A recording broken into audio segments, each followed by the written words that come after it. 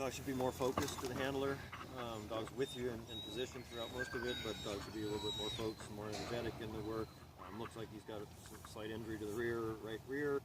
But I asked her about it. That's something just happened ongoing, so we're okay to go through it. And then temperament, we have to watch it. We saw it in tracking, and we saw it out here.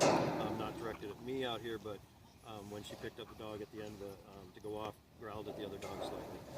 So need to watch temperament with the dog slightly. In the work today, like I said, needs to be more focused to the handler.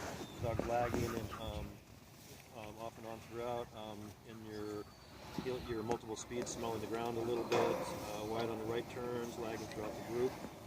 Still satisfactory. Sit on motion. Dog's crooked in the basic position.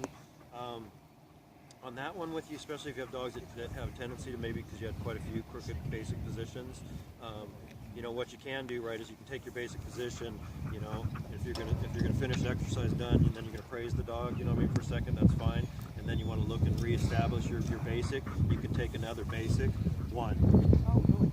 You can take another one. If it's more than one, if you come up, you know, you check with me, and it's crooked, you take another basic to check out, and the dog's crooked again. If you take another one, it starts getting into not just points. They want us to take the category. It's like Germany wants us to be really hard about that because it wastes everybody's time and So they want you to only ever try to take one extra. If you praise your dog or whatever, you're done with an exercise, you look up, your dog's crooked, poos, you can do this, one time, or straight, or whatever you want to do one time to do it. And maybe a few times I saw I would have done it because you started, because the dog was crooked in the basic, caught the points. You could have probably straightened the dog and kept the point or two there.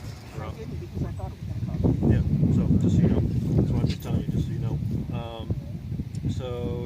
Where was I again? I was just done with your healing, right? So, sit out of motion, dog's crooked in the basic position, and then there's a little bit with your hands. I think it was this way. I'm not sure if you did this or this, but I think like this. When you say sit, there's a little bit of something with your hands you did, which is a little bit of handler help. Still, it is a borderline good to sufficient. Sit down out of motion. Dog's lagging. Dog's lagging in the fast. When you go into your fast pace, the dog's lagging. And the dog downs initially. I don't know if you saw it or not, if you were looking, but the dog downed initially, but then got up. As you got down there, then dog stood up. Recall comes, the dog went straight to a finish, no front. You do have a front. This one's with both of those unsatisfactory. The running stand, dog's crowding, pushing you in the build-up. The stand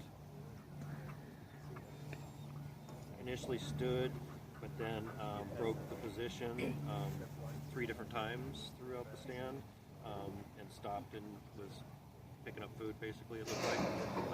I don't know if somebody was training out earlier and dropping any food or not or whatever, but obviously the dog was definitely picking up something out there, and it shouldn't.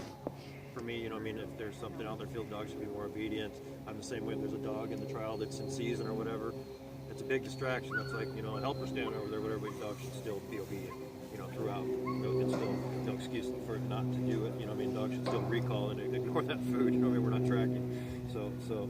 But broke position a couple times, 3 extra commands each time to recall when it broke and tried to go to food. Finally did come and made crooked front and crooked finish.